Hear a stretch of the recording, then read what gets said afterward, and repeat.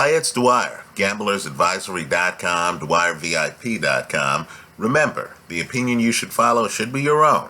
Just consider this video to be a second opinion from a complete stranger online. Now, I'll be blunt here. I thought this series would be over by now. We're talking about the NBA Finals, right? I thought the Warriors were going to close out the show in 5 games, right? Along the way, Draymond Green gets suspended, right? Isn't there for Game 5. The air leaves the balloon. Then the Warriors go back to Cleveland after losing Game 5, right? A game in which 2 guys on Cleveland playing hero ball score more than 40 points each, right? LeBron and Kyrie in Game 5 end up with something like 82 points, right? That's a 2-man show. Then we get back to Cleveland, right? In Cleveland, Tristan Thompson, LeBron James, J.R. Smith, and Kyrie Irving all score 14 or more points, right? LeBron tops 40 again. Cleveland dominates. You look at the stat sheet, they're dominant. You look at Golden State's stat sheet. Could they have played worse, right? Harrison Barnes, 16 minutes of action, no points, right? Sean Livingston, 21 minutes of action, 1 basket, right? Could Golden State have played worse? But yet, as you look at the box score, you see the gap between the 2 teams, don't you?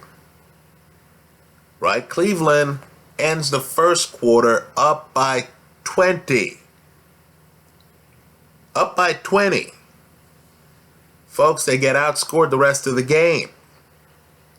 Golden State scores more points than Cleveland in the second and third quarters. Right? For Game 7, and I understand, Andre Iguodala, back injury. He looks hurt. Right? Certainly, I'm aware of the fact, too, that Andrew Bogut is hurt. You're kidding yourself if you don't think that that hasn't impacted Golden State defensively. Right? I'm sure you saw guys like LeBron running down the lane, right? The lane just looked open.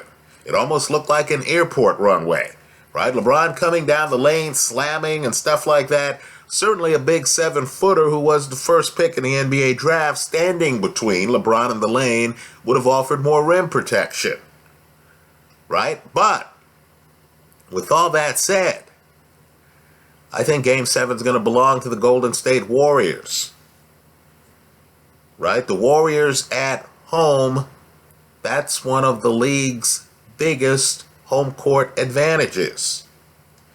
Right? The Warriors seemed out of sync. Draymond had missed the game. He came back. They didn't quite know how to use him.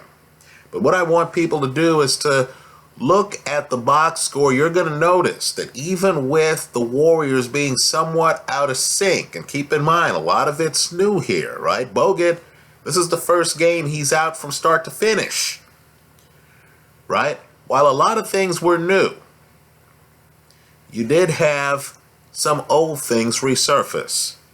Steph Curry, 30 points. Klay Thompson, over 20 points. The Splash Brothers were splashing, weren't they? I expect at home you're going to have players like Harrison Barnes who haven't delivered, right? Step up a bit more. You're going to have portions of the bench. Sean Livingston, who didn't deliver the last game, step up a bit more, right? Brandon Rush, step up a bit more. I think the problem with Cleveland is too reliant on LeBron James. While all of us as fans get to admire this young man's brilliance, the problem is if the Warriors can slow him down just incrementally off the 40-plus point per game average he's had the last 2 games, I think Golden State takes Game 7. Right now, Golden State is a 5-point favorite. Let's not play around with the point spread. I like Golden State on a money line in Game 7 over the Cleveland Cavaliers. Right? As good as Tristan Thompson, LeBron James, J.R. Smith, and Kyrie Irving played yesterday. Right? It's disturbing to me that the Warriors outscored them in 2 quarters. Let me point out, too, that the way yesterday's game was officiated was a bit curious to me. Right? Some of those calls on Steph Curry were a bit eyebrow-raising, weren't they? Right? I thought, and it's the first time Curry has fouled out. Right? Double check me on that. But I thought some of those calls could have gone the other way. I thought the blocking foul called on Curry when LeBron barrels into him earlier in the game was simply ridiculous. If you're going to call calls like that, then you're going to make it impossible to stick LeBron James.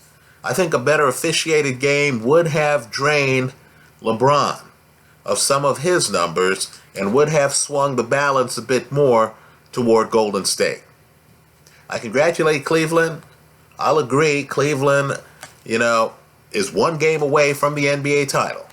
I know people like me who worship the Western Conference of the National Basketball Association are surprised by this development.